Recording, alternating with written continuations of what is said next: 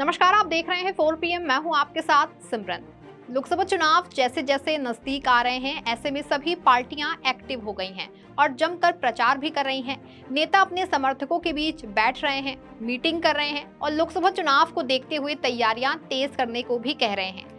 अभी भले ही लोकसभा चुनाव में समय है और चुनाव आयोग की तरफ से चुनावी तारीखों का कोई भी ऐलान नहीं किया गया है, इसके बावजूद भी पार्टियों ने कमर कस ली है और नेता मैदान में उतर चुके हैं।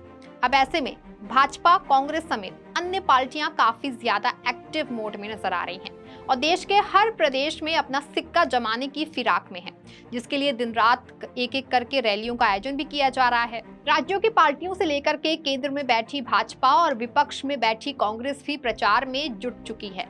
भाजपा वोटरों को साधने के लिए रैलियां कर रही है और कांग्रेस पार्टी भारत जोड़ो न्याय यात्रा के जरिए लोगों को जोड़ रही है। 14 जनवरी को मणिपुर से शुरू हुई राहुल गांधी के नेतृत्व में भारत जोड़ो न्याय यात्रा को जनता का भरपूर सहयोग मिल रहा है और इससे कांग्रेस नेता राहुल गांधी की छवि में काफी ज्यादा बदलाव आया है। जनता का मिल रहा समर्थन देख करके एक तरफ जहां भाजपा की नींदें उड़ गई हैं, वहीं दूसरी तरफ कांग्रेस पार्टी ने लोकसभा चुनाव को मद्देनजर रखते हुए चुनावी बिगुल भी फूंक दिया है। कांग्रेस की भारत जोड़ो न्याय यात्रा को राहुल गांधी, जयराम रमेश और अन्य बड़े बड़े नेता लीड कर रहे हैं। वहीं कांग्रेस अध्यक्ष मल्लिकार्जुन खड़गे लगातार जनसभा करके चुनाव के लिए वोटरों को तैयार कर रहे हैं। आपको बता दें कि कांग्रेस अध्यक्ष भाजपा पर जमकर बरस रहे हैं। कांग्रेस अध्यक्ष ने आरोप लगाया है कि भाजपा और आरएसएस की विचारधारा का विरोध करने पर नेताओं को अपनी पार्टियां और गठबंधन छोड़ने की धमकी दी जाती है। खड़गे ने दावा किया कि राहुल गांधी को अक्सर डराने धमकाने की कोशिशें की जाती हैं, क्योंकि वो भाजपा और आरएसएस का विरोध करते हैं। कांग्रेस अध्यक्ष ने कहा, हालांकि राहुल गांधी उनके दबाव में नहीं आए और ऐसी ताकतों के खिलाफ लड़ते रहे जो देश को बांटना चाहते हैं। बिहार की मौजूदा राजनीति में भी काफी उथल पुथल मची हुई है, जिसका जिक्र खुद खड़गे ने भी किया। बिहार के मुख्यमंत्री नीतीश कुमार के भारतीय जनता पार्टी के साथ जाने का आगामी चुनाव पर कोई असर नहीं पड़ेगा। उन्होंने कहा, महागठबंधन से एक व्यक्ति के जाने से हम कमजोर नहीं होंगे, हम भाजपा को हरा देंगे। पिछले 70 वर्षों के दौरान कांग्रेस की उपलब्धियों पर प्रधानमंत्री मोदी के तंज का जिक्र करते हुए खड़गे ने कहा कि मोदी गुजरात के मुख्यमंत्री और अब प्रधानमंत्री बन गए, क्योंकि कांग्रेस ने लोकतंत्र और संविधान को ऊंचा रखा था, लेकिन अब आप लोकतंत्र और संविधान की बुनियादी बातों को नष्ट कर रहे हैं। उन्होंने कहा कि कांग्रेस ने संविधान को सही ढंग से लागू कर महिलाओं, दलितों, आदिवासियों और वंचितों को अधिकार दिया। जनसभा को संबोधित करते हुए कांग्रेस अध्यक्ष मल्लिकार्जुन खड़गे ने भाजपा और मोदी पर जमकर निशाना साधा। उन्होंने कहा, लोकतंत्र को बचाने का आखिरी मौका होगा, क्योंकि अगर बीजेपी आगामी चुनाव जीतती है तो प्रधानमंत्री नरेंद्र मोदी तानाशाही कर सकते हैं। और क्या कुछ कहा उन्होंने अपने बयान में, पहले जरा आप वो सुनिए। आपको और एक बात कहता हूं, ये आखिरी चुनाव है।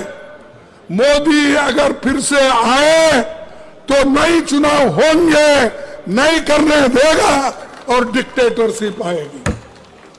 तुम मानो या न मानो, अभी भी देख रहे आप, परसों ही हमारे पास के एक नेता को उधर लेके गए, इंडिया का गठबंधन का। कौन है? देखो, एक एक को नोटिस देना, डराना, धमकाना, उसकी दोस्ती अगर नहीं छोड़ेंगे फिर हम देख लेंगे। डर के कोई दोस्ती छोड़ रहा है, कोई पार्टी छोड़ रहा है, कोई गठबंधन छोड़ रहा है। अरे इतने डरपोक लोग अगर रहे तो क्या यह मुल्क बचेगा? क्या यह संविधान बचेगा? क्या यह डेमोक्रेसी बचेगी? इसीलिए आखिरी चांस है आपको वोट देने का। इसके बाद कोई वोट नहीं देगा, क्योंकि ये पुतिन, रशियन पुतिन का जो प्रेसिडेंट इलेक्शन होता ना, वैसा ही होते चले जाएंगे। ध्यान में आ रहा है आपको? इसके बाद नो चुनाव, उन्हें अपनी ताकत के ऊपर वो चलाएंगे, चुन के आएंगे, 200 लाएंगे, 300 लाएंगे, 400 लाएंगे, 500 लाएंगे। अगर हमारी सब 543 है तो उसको बढ़ा के फिर 600 भी बना देंगे। तो ये संविधान की रक्षा करना, डेमोक्रेसी की रक्षा करना, इलेक्शन बार बार होना, चुनाव होना, इसकी जिम्मेदारी आपके ऊपर है। आप अगर चाहते हो तो डेमोक्रेसी बच सकती है। अगर आप नहीं चाहते हो, गुलाम रहना चाहते हो, तो फिर आपकी मर्जी। जैसा कि आप जानते हैं कि कांग्रेस लगातार प्रयास कर रही है इस बार चुनाव को साधने के लिए, जिसके लिए लगातार रैलियां भी की जा रही हैं। इतना ही नहीं, भाजपा द्वारा चुनाव के दौरान किए गए वादों को ना पूरा करने को लेकर भी विपक्ष लगातार सवाल खड़े करता आया है।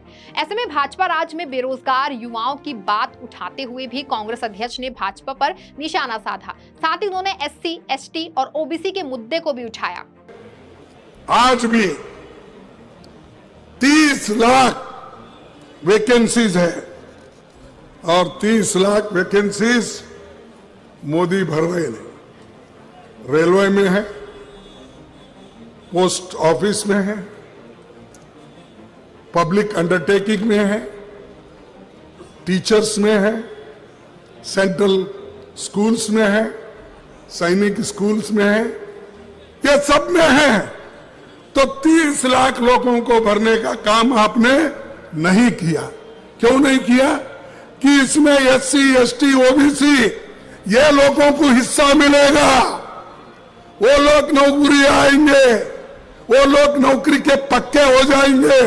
तो इनको जैसे थे 1947 के पहले वैसा ही रखने के लिए मोदी जी ये चाल चल रहे हैं।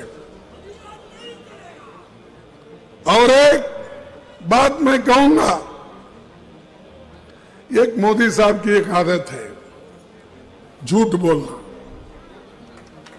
आप कोई दूर दूर रह के कोई बीजेपी या BJP के लोग सुन रहे हैं, तो मैं आपको पूछना चाहता हूं,